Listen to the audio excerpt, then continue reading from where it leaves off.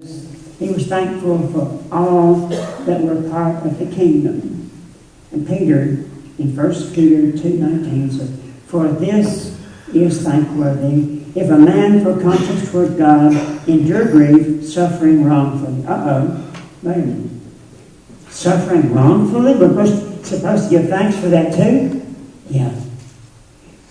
Remember when the early Christians were beaten and threatened and told not to worship or to speak anymore in that name? They went on there rejoicing that they were worthy to suffer for the name of Jesus. Can you get a picture of how thankful the Apostle Paul was? I think as he looked at his life, he saw that at one time he was wrong.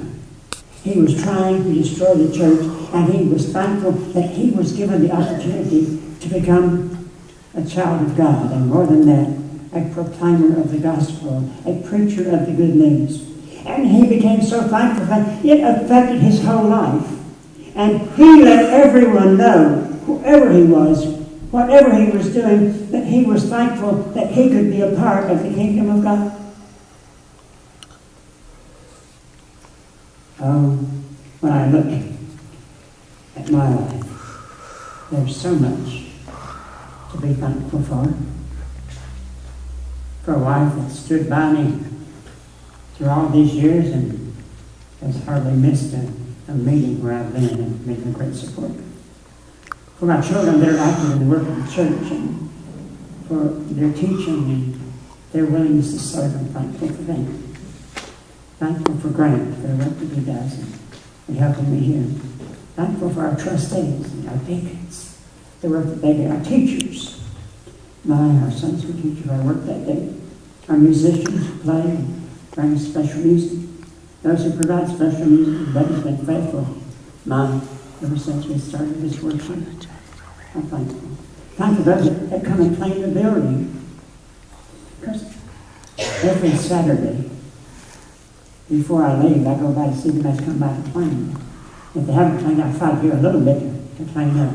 So I'm real thankful for those of you that clean, so that it makes our building a much better place to worship in.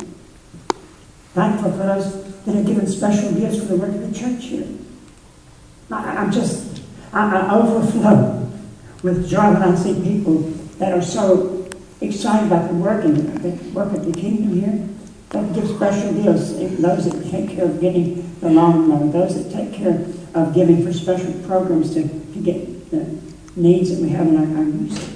Those that give special things for our needs. So thankful. And most of those people don't even let their name mentioned. What a blessing it is. For the congregation that's so supportive, I'm thankful for you, and I try to tell you frequently, probably not quite as often as I need to. Thankful for many of the preachers that I've met down through the years have been a tremendous influence in my life. And I'm thankful for every one of them. They're individuals in our congregation.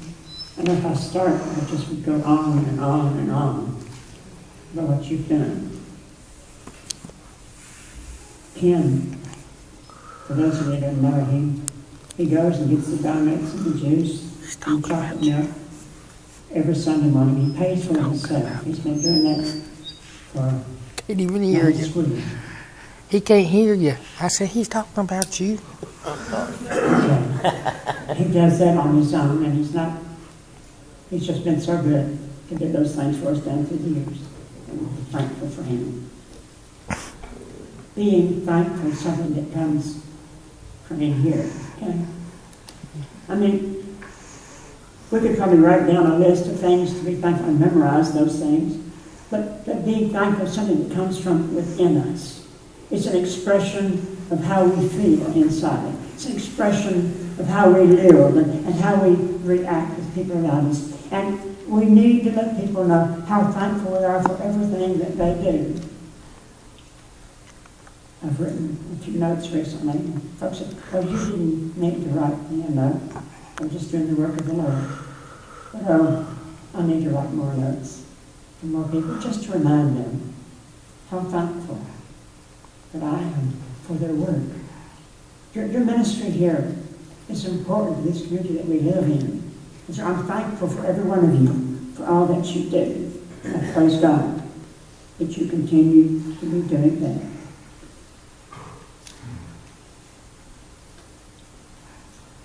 Paul, he spoke of Jesus. He said, that I may know him, that I may know the power of his resurrection, that I may know the fellowship of his sufferings. He was so thankful to be a part of the marvelous kingdom that he wanted to just give all that he had, to spend his life in commitment of service to the Lord. And I pray that within each of us, that there has been instilled inside of us that love of Jesus in such a way that it overflows so that others might see that we're thankful for them, and we're thankful for the church, and we're thankful for the Lord, we're thankful for all the things that have been sent our way. And we don't just do it on Thanksgiving Day, but that our life becomes an expression of what God has done within us to change us so that we become more like Jesus. And oh, I hope you're thankful today. I sure am. And I know some of you that are too, because you've told me how thankful you are. If I don't tell you too often that I'm thankful for you, I want you to know that every day in my prayers, most of you are mentioned every day as I start to pray for you. Our closing hymn, our invitation hymn is number